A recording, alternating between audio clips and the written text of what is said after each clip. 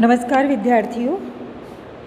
हमने अपने कल के व्याख्यान में भाषा की विशेषताएं पर चर्चा की थी। उससे पहले हमने भाषा की प्रकृति, परिभाषा और भाषा व लिपि का संबंध पर भी विस्तृत चर्चा करी। आज हम भाषा की विशेषताएं भाग 2 के अंतर्गत जो शेष विशेषताएं हैं उस पर हम चर्चा करेंगे। साथ ही हम एक नया बिंदु भी लेंगे कि हमारी जो भारतीय भाषाएं हैं या हिंदी की बात करें हम, तो हिंदी भाषा का विकास कैसे हुआ, उसको भी हम 3 भागों में बांट सकते हैं। प्राचीन भारतीय भाषाएं, मध्यकालीन भारतीय भाषाएं और आधुनिक काल की भारतीय भाषाएं, यानी उसके अंतर्गत हम लेते हुए हिंदी का विकास करेंगे। क्योंकि प्राचीन समय में तो हमारी हिंदी थी नहीं। संस्कृत, वैदिक संस्कृत और लौकिक संस्कृति, मध्यकालीन भारतीय आर्य भाषाओं में पाली, प्राकृत और अपभ्रंश से ही फिर आधुनिक काल के अंतर्गत हिंदी का जन्म हुआ। तो ये कड़ी, एक श्रृंखला चली आ रही है। इसमें हम प्राचीन भारतीय भाषाओं का एक बार हमने पहले भी चर्चा करी थी सतही। कभी मौका मिलेगा तो हम उस पर विस्तृत चर्चा दोबारा करेंगे, लेकिन आज हम उसी क्रम के अंतर्गत मध्यकालीन भारतीय आर्य भाषाओं पर भी थोड़ी बहुत चर्चा करना चाहेंगे। तो विद्यार्थियों, जैसे कि हमने भाषा की विशेषताओं के 2 बिंदुओं पर तो व्यापक चर्चा की थी। पहले विशेषता थी यादृच्छिकता और दूसरी थी सृजनात्मकता। आज हम तीसरी विशेषता लेते हैं, अनुकरण ग्राह्यता। अनुकरण ग्राह्यता नाम से स्पष्ट है, अनुकरण की प्रवृत्ति। मानवेतर प्राणियों की भाषा जन्मजात होती है। मानवेतर मतलब मनुष्य से अलग, जैसे गाय, भैंस, बकरी, जंगली जानवर, सब तरह के उनकी जन्मजात होती है। मतलब जो जन्म से लेकर आते हैं उसके बाद वो सीखते नहीं है। गाय रंबाना सीखती है तो जन्म से ही सीखती है, उसके बाद नहीं कि उसको हम बार बार सिखाएं और वो उस तरह से सीख जाए, नहीं। तथा वे उसमें अभिवृद्धि या परिवर्तन नहीं कर सकते। किंतु मानवीय भाषा जन्मजात नहीं होती। अगर ऐसा होता तो फिर हम दूसरी भाषा सीख ही नहीं पाते। हम तो जब चाहे तब दूसरी, तीसरी, चौथी जितनी भाषाएं सीखना चाहे सीख सकते हैं। किंतु मानवीय भाषाएं जन्मजात नहीं होती। मनुष्य भाषा को समाज में अनुकरण से धीरे धीरे सीखता है। अनुकरण ग्राह्य होने के कारण ही मनुष्य एक से अधिक भाषाओं को सीख लेता है। यदि भाषा अनुकरण ग्राह्य न होती तो मनुष्य जन्मजात भाषा तक ही सीमित रहता, जैसे कि अभी हमने बताई थी बात। अगर ऐसा न होता तो हम बहुत सारी भाषाओं से वंचित हो जाते। नंबर 4 जो भाषा की विशेषताएं हैं वो है परिवर्तनशीलता। मानव भाषा परिवर्तनशील होती है। शनि शनि परिवर्तन होता ही रहता है। हम खुद देखते हैं, हमें भाषा के अतीत में नहीं जाना, बल्कि हम अपना देखें कि हम अपने जन्म काल से लेकर हम जैसे जैसे बड़े होते जाते हैं हमारी भाषा में परिवर्तन होता रहता है। जिस भाषा को अपनाने वाले मनुष्य अपने जीवन काल में ही अपनी भाषा में परिवर्तन होते देखता है और उस परिवर्तनशील भाषा का वो प्रयोग करता है, तो स्वतः ही स्पष्ट है कि भाषा परिवर्तनशील है। वही शब्द दूसरे युग तक आते आते नया रूप ले लेता है। वर्तमान में तो ये बात बहुत अधिक लागू होती है। जैसे हमारी जो टेक्नोलॉजी है उसने हमारे भाषा को, हमारे शब्दों को बहुत ही रूपांतरण किया है उनका। जैसे हम मोबाइल का प्रयोग करते हैं हम सभी लोग, लेकिन आज की जो पीढ़ी है वो किस तरह से उसके संक्षिप्त रूप प्रचलन में लाकर उसी का ही प्रयोग ज़्यादा करने लगी है। पुरानी भाषा में इतने परिवर्तन हो जाते हैं कि नई भाषा का उदय हो जाता है। और इस सब युग के अंतर्गत है कि जब पुरानी भाषा में परिवर्तन होता है तो एक समानांतर दूसरी भाषा उसके अंदर आ जाती है। संस्कृत से हिंदी तक की विकास यात्रा भाषा की परिवर्तनशीलता का उदाहरण है। अगर ऐसा न होता आज भी संस्कृत भाषा ही हमारे साथ रहती, लेकिन उसका विकास हुआ और उसी के उद्गम से, उसी के गर्भ से पाली, प्राकृत, अपभ्रंश और हिंदी का उदय हुआ। हो सकता है हमारे आने वाली 1000-2000 वर्ष बाद की मानव जाति को कोई और भाषा देखने को मिले। विविधता इसकी पांचवी विशेषता है भाषा की, मानव भाषा विच्छेद है। उसकी संरचना कई घटकों से होती है। ध्वनि से शब्द और शब्द से वाक्य विच्छेद घटक होते हैं। ये सब हम पढ़ते हैं व्याकरण में भी, इनमें भी। इस प्रकार अनेक इकाइयों का योग होने के कारण मानव भाषा को विविक्त कहा जाता है। नंबर 6, अंतरणता। मानव भाषा भविष्य एवं अतीत की सूचना भी दे सकती है तथा दूरस्थ देश का भी ज्ञान कराती है। इस प्रकार अंतरण की विशेषता केवल मानव भाषा में ही संभव है। अन्य प्राणियों में अंतरणता की विशेषता संभव नहीं है। भाषा की विशेषता की अंतिम जो बिंदु है वह भूमिकाओं का पारस्परिक परिवर्तन। भाषा में दो पक्ष होते हैं, वक्ता और श्रोता। वक्ता मतलब बोलने वाला, श्रोता मतलब सुनने वाला। वार्ता के समय दोनों पक्ष अपनी भूमिका को परिवर्तित करते रहते हैं। वक्ता श्रोता और श्रोता वक्ता होते रहते हैं। ऐसे ही भूमिकाओं का पारस्परिक परिवर्तन कहते हैं भाषा की यह विशेषता रही है। आइए विद्यार्थियों, हमने अपने इन 2 व्याख्यानों में भाषा की प्रकृति, भाषा की परिभाषा, लिपि व भाषा का संबंध व भाषा की विशेषताओं पर विस्तृत चर्चा की। अब हम एकदम नया अपना शीर्षक लेते हैं, मध्यकालीन भारतीय आर्य भाषाएं। अगर हम समय के हिसाब से इन तीनों कालों का वर्गीकरण करते हैं तो प्राचीन भारतीय आर्य भाषाओं का समय जो है वो ईसा पूर्व 1500 सदी से लेकर ईसा पूर्व 5वीं सदी तक, यानी 500 सदी तक प्राचीन भारतीय आर्य भाषाओं का समय है।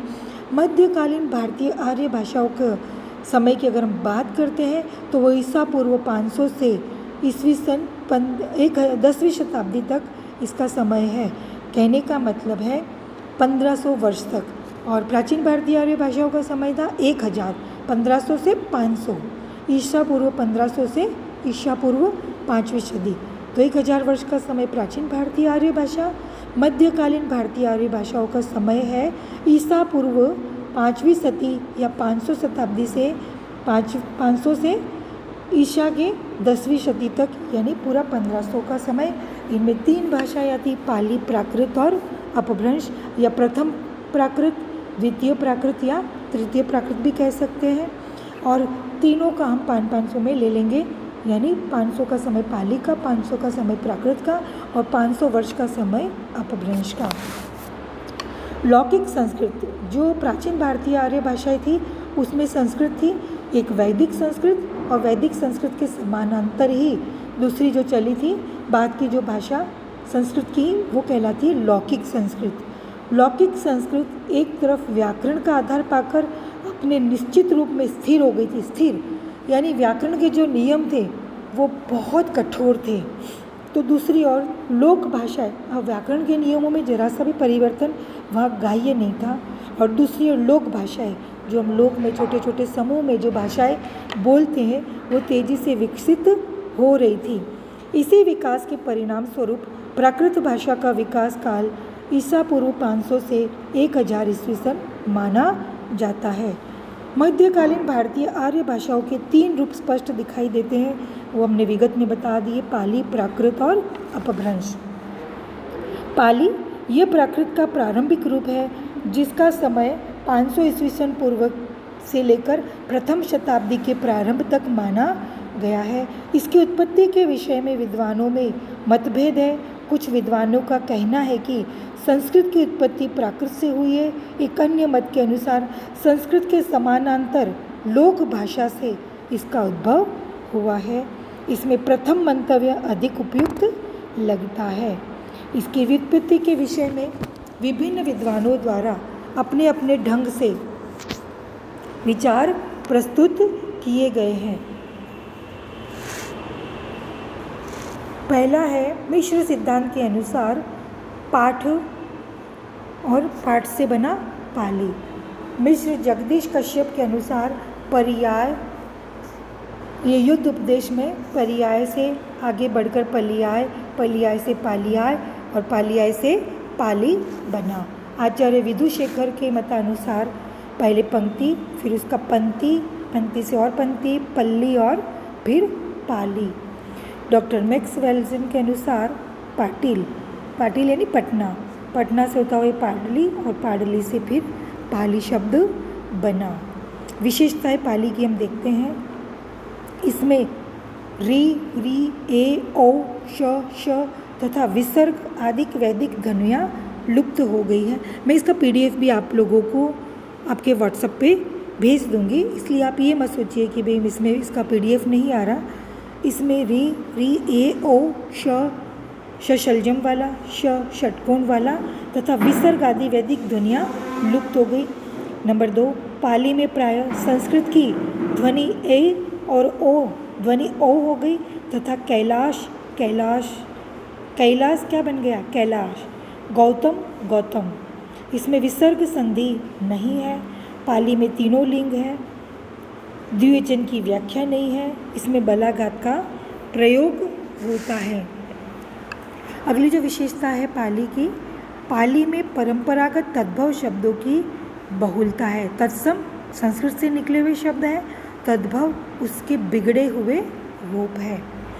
अब हम एक बार तो हमने पाली की चर्चा की, विस्तृत रूप से हम और आगे चर्चा भी करेंगे। अब हम लेते हैं प्राकृत। इसे द्वितीय प्राकृत और साहित्यिक प्राकृत भी कहते हैं, विगत में मैंने आपको बताया। इसका काल प्रथम शताब्दी से 5वीं शताब्दी तक है। विभिन्न क्षेत्रों में इसके भिन्न भिन्न रूप विकसित हो गए हैं। कौन कौन से रूप? वो ये है, पहला है मागधी। इसका विकास मगध के निकटवर्ती क्षेत्र में हुआ। इसमें कोई साहित्यिक कृति उपलब्ध नहीं है। विशेषता, इसकी व्याकरणिक जो विशेषता है वो इसमें जैसे सका का जो रूप है वो परिवर्तित हो जाता है। यथा सप्त का जो त है वह पूर्व में होकर पुलिस, वो सप्त का त बन गया, त मतलब सप्त का केवल सत्य बन गया, पुरु का पुलिस। इसमें र का लोप हो जाता है, र का ल हो जाता है। यथा पुरुष का पुलिस। ज के स्थान पर य हो जाता है तथा जानाति क्या बन गया? यानादि। ज के स्थान पर क्या बन गया? य। जानाति क्या बन गया? यानाति। अब हम मागधी का जो अगला रूप है अपभ्रंश में अर्ध मागधी को लेते हैं। यह मागधी तथा शौर श्रेणी के मध्य बोली जाने वाली भाषा थी। यह जैन साहित्य की भाषा थी। भगवान महावीर के उपदेश इसी भाषा में है। इसकी जो व्याकरणिक विशेषता है वो है कि तीनों स, श और स के लिए केवल स का, स मतलब सपेरे का, सपेरे का ही प्रयोग होता है। जैसे श्रावक, श्रावक की जगह सावक का। इसमें दंत्य ध्वनियाँ मूर्धन्य हो जाती है, जो दांतों के बीच में जो बोली जाती है, जिनको बोलने पर दांतों का स्पर्श होता है। जैसे स्थिर, स्थिर आप बोलिए, दांत का इसमें प्रयोग होता है। स्थिर क्या बन गया? ठिय। स्पर्श ध्वनि के लोप पर यह श्रुति मिलती है। यथा सागर क्या बन गया? सायर। और गगन क्या बन गया? गयन। मैं आपको इसका PDF दूंगी और अगले जो व्याख्यान है उसके अंतर्गत हम सारी चीज़ें इसको देखेंगे, करेंगे व्याकरणिक विशेषताओं के अंतर्गत, और कौन कौन से ऐसे प्राकृत के अंदर, अर्धमागधी के अंतर्गत जो परिवर्तन शनि शनि हुए हैं, कौन कौन सी संधियाँ रही है, उसका भी हम विस्तृत चर्चा करेंगे। धन्यवाद विद्यार्थियों, आज इतना ही।